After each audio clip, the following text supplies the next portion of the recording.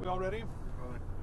Say your name and spell it, please, sir. Sure. Good morning. My name's Harrison Edell, Harrison. Edell is Edell. I'm the Executive Vice President, Animal Care and Conservation here at Dallas Zoo. I wanted to share an update with you guys, put some rumors to bed. First thing this morning, our zoologists found that one of our two clouded leopards was not accounted for. So, of the two sisters that live here at Dallas Zoo, they're both between 3 and 4 years of age. One is safe and sound in her habitat here at the zoo, but the other was MIA. And so we triggered what we call a code blue, which essentially brings the staff resources that we need to find a non-dangerous animal that's not accounted for. And I'm going to encourage everybody at home to Google clouded leopard, because some of the early accounts say leopard, and a leopard and a clouded leopard are dramatically different animals. So the cat that we're looking for is about 20 pounds, between 20 and 25 pounds. She does not pose a danger to humans.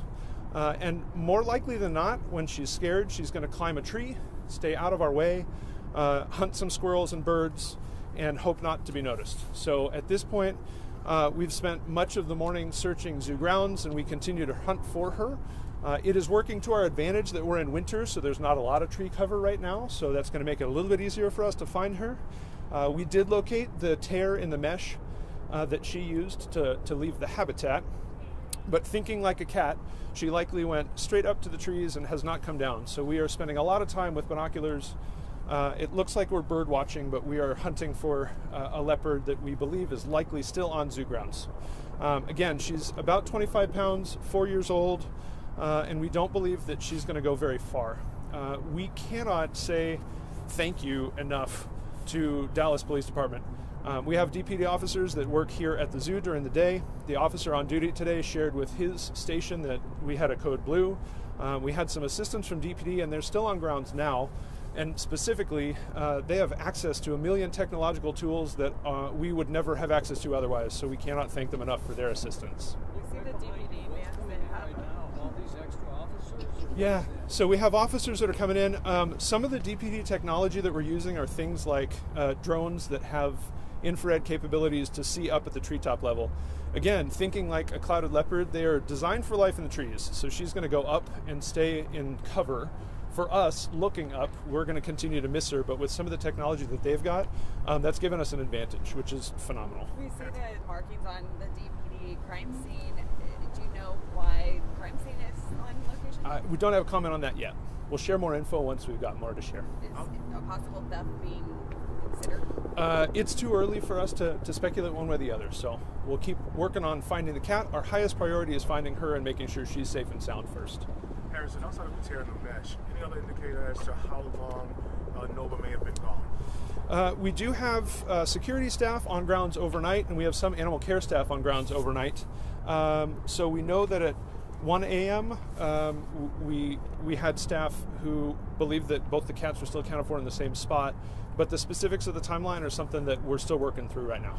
Do you have any idea how the mesh tear? We don't yet. We're still working on that too. Is that something that occurs just occasionally, or do you think the animal's gone? It doesn't happen all on its own.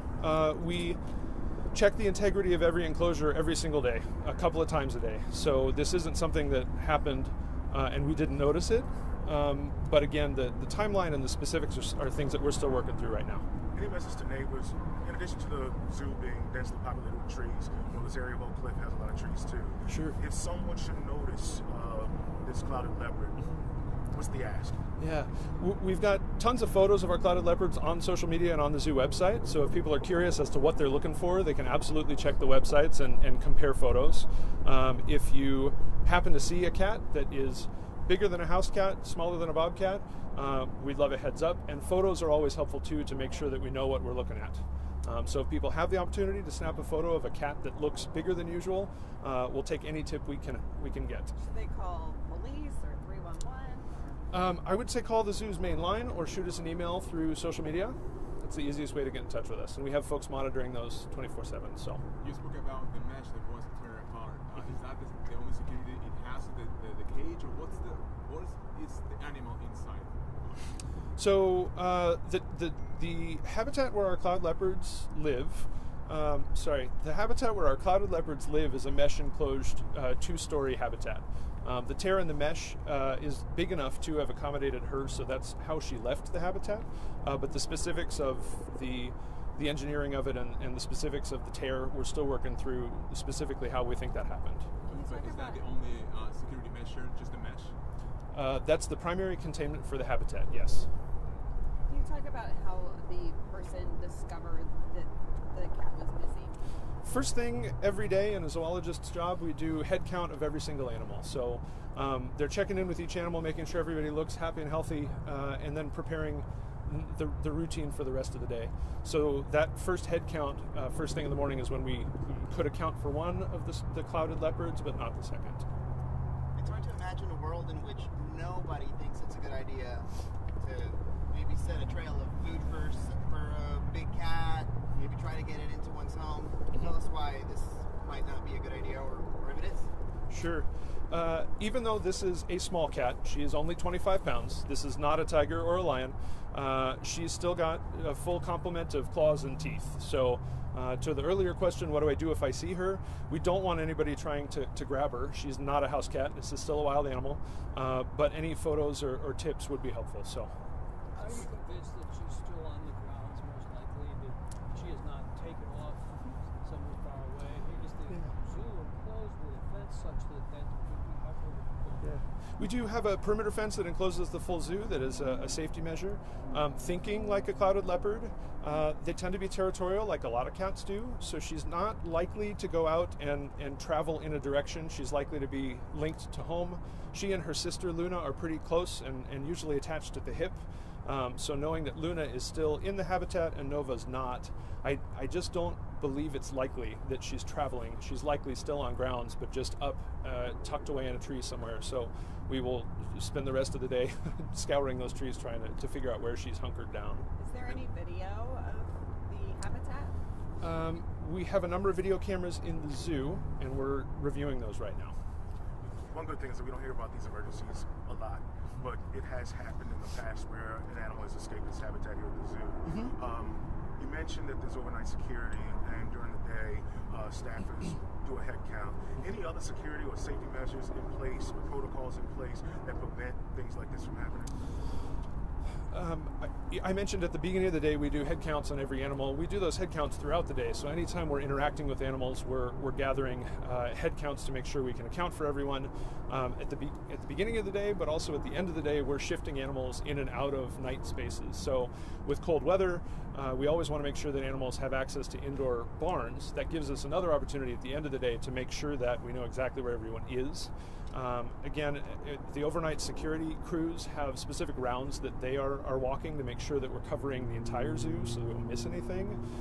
And I would say, especially in a couple of our departments, depending on what animal activities are going on at the zoo, we often have zoologists who might be here overnight, and so there are additional opportunities to sort of keep tabs on what's going on. So I feel like we have a lot of eyes on the habitats throughout the 24-hour period. And just a quick follow-up for clarity. Cold blue is a non-dangerous animal? Correct. Okay. Yeah. When was the last time you had track of her? Last night? When was the last night? There are details of that I need to hold on to for now. Can you tell us, since the clouded leopard is new to a lot of us, can you tell us a little bit about the uniqueness of the animal? I saw they're endangered, I think. Yeah, clouded leopards are a real unique small cat designed for life in the treetops. So they have an exceptionally long tail.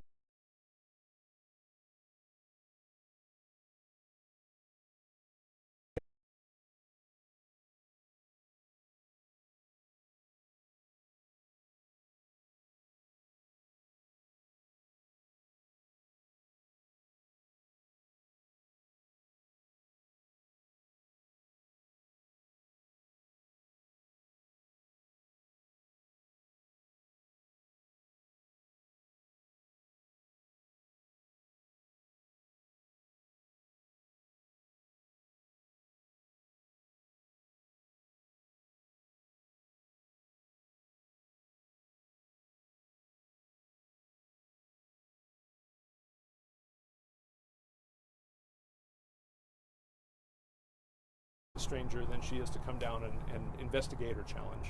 What is the likeliness that she finds she looks for food? Yeah, we have a ton of native wildlife that live on zoo grounds as well, squirrels and birds. I wouldn't put it past her to hunt some of them if opportunistically she had the chance. That is something we're talking a lot about is over the next few hours or so. What food items might she be more into and more attracted to than others, to try and figure out if there's the ways that we can reward her for coming down and coming closer to us. So we'll try and puzzle through that as well. Is it such a combination of zoo staff and DPD? We're continuing to work with DPD. They came out immediately with a crew and extra sets of eyes, and all of that technological access were really, really helpful. At this point, we still have some DPD officers that we're working with on aspects of this, and then we've still got a full crew of zoo staff that are working here with binoculars, scouring trees to try and identify where she's hunkered down. Thank you. I appreciate it. If anybody has questions, by all means, we have our marketing communications team, and I'm happy to stick around for specific questions as well. Your name again, sir, and your title? Sure. First name is Harrison, Harrison. Last name is Edell, Edell, and the zoo's Executive Vice President, Animal Care and Conservation. For an update, you find her. How do we do that? So we'll be sharing updates directly with